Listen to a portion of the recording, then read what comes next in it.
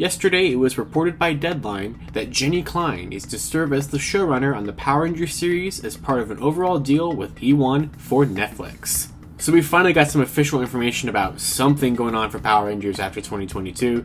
Of course, we've had a lot of leaks and potential rumors and stuff like that out there for what is potentially happening for season 30 on Netflix next year, but we had been pretty much had like radio silence on any updates for the reboot, if Jonathan Entwistle was even still attached to the project, what was going on over at Netflix and E1 and everything like that. So this is still not, I mean, this is pretty big news, but it's still not like much information about when we can expect or what we can expect out of any of these things.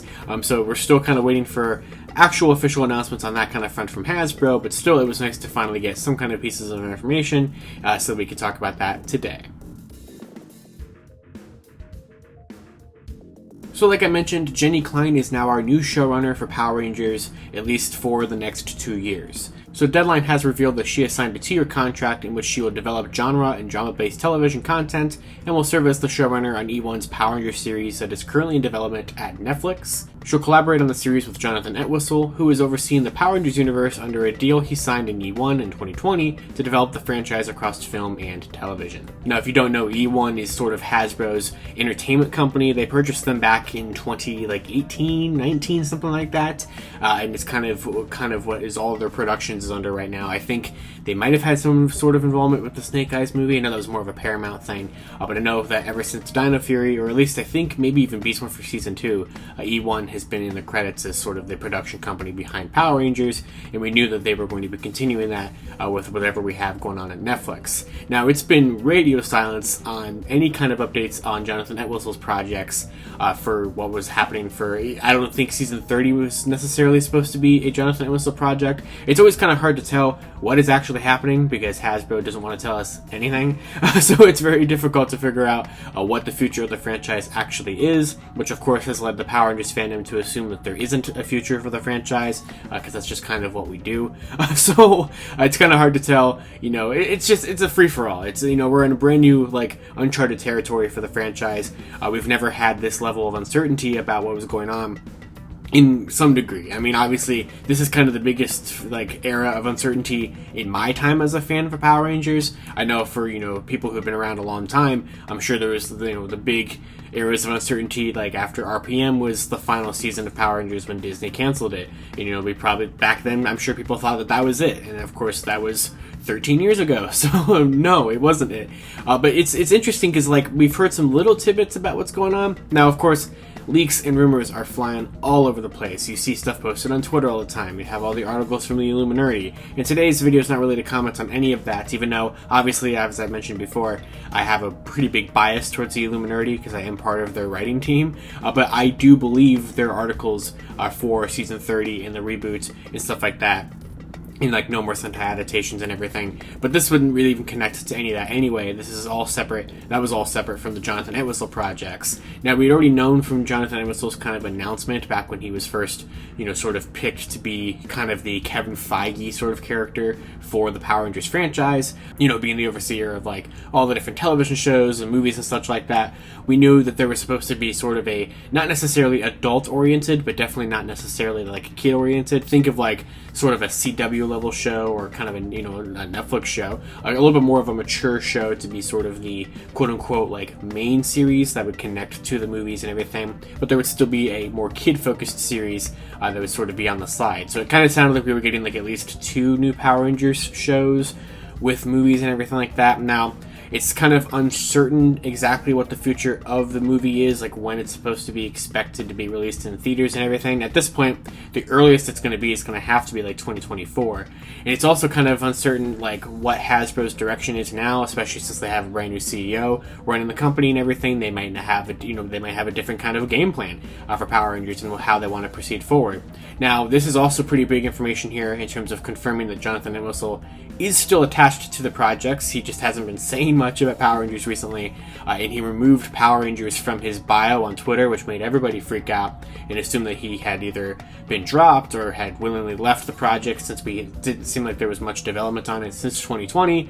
But he literally commented on this stuff yesterday. He welcomed Jenny. He talked about, working together on the new Power Rangers cinematic universe and kind of welcoming her to the Ranger family, and also of course, this Deadline article mentions him numerous times, so if there was any doubt about him still being, attached to the Power Rangers franchise going forward, I don't think we have to worry about that. When it comes to Jenny Klein, first of all, if for some reason she was watching this video or anything like that, welcome to the Power Rangers family. I cannot wait to see what you do with the franchise as its showrunner. Of course, I think we've had a pretty solid showrunner right now with Simon Bennett in the Dino Fury era, but of course we're kind of ending the typical Power Rangers era. We're going into uncharted territory here, so I'm very excited to see what Jenny has for us and what she's working on with Jonathan to bring us some brand new Power Rangers content on Netflix, going forward, probably starting in like 2024, 2025, that kind of thing. Now, Jenny's resume is actually pretty impressive. She's been involved as the showrunner on The Thing About Pam, which became NBC's top-rated new series of the 2021-2022 season. She also served as the co-executive producer on Daisy Jones and the Six at Amazon, and other credits under her belt include The Witcher, Facebook's Sacred Lies, and Marvel's Cloak and Dagger and Jessica Jones, and CW's Supernatural.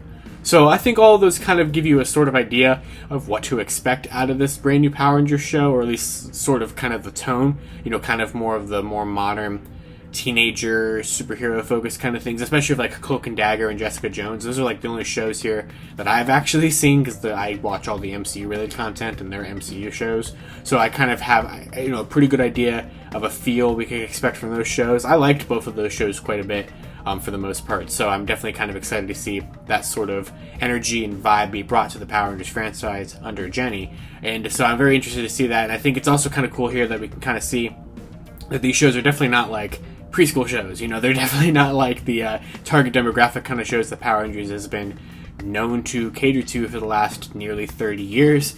Which, of course, we all love it for what it is right now. I personally would still love if the franchise just continues as it is forever, but you can't do that. You kind of have to always, change and evolve and everything like that. Power Rangers has sort of had just absolutely insane luck to be able to pull that off for nearly 30 years without much change, even though the franchise is very small in terms of fan base and stuff like that.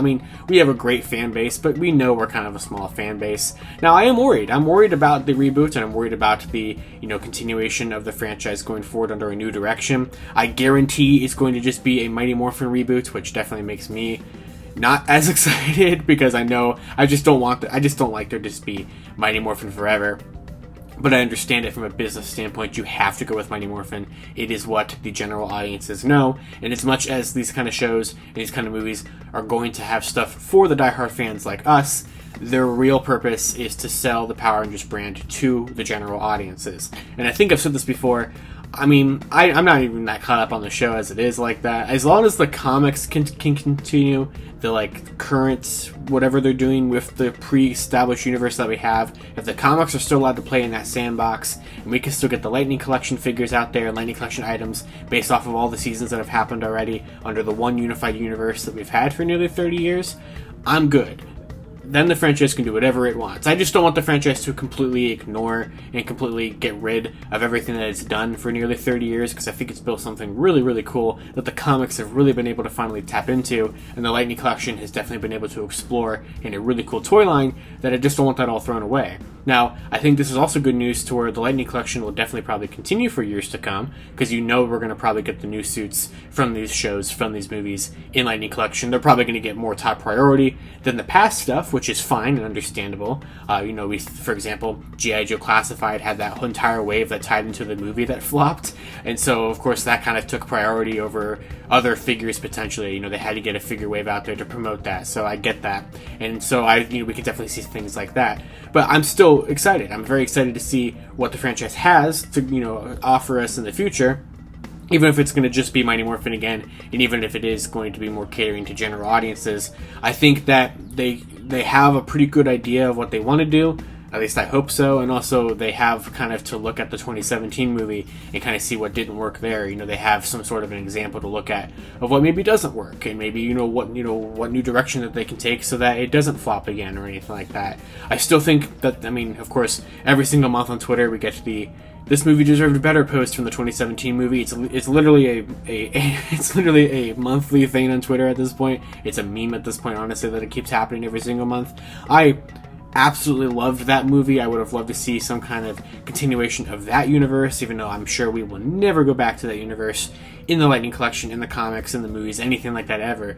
But I loved that, and so if we could, but I get it. We have to do a little bit differently. That movie should have had more Power Rangers being Power Rangers in it. It should have maybe had different different designs, even though I really kind of grew to like the movie designs. That was sort of a... Now, I don't think that was a complete failure at a modern take on Mighty Morphin, but obviously there's some work to be done.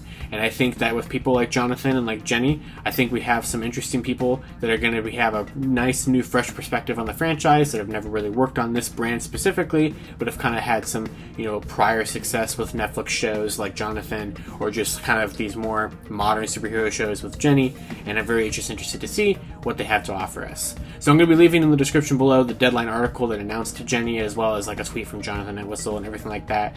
So I'm, like I said numerous times, I'm excited to see. I'm also consciously optimistic about what we have going forward for Power Rangers, and I'd love to hear what you guys have to say about it down in the comments below. And of course, until next time, you guys can follow me on Twitter at LiveRangerKey or LightningFigPR, and I'll see you all next time.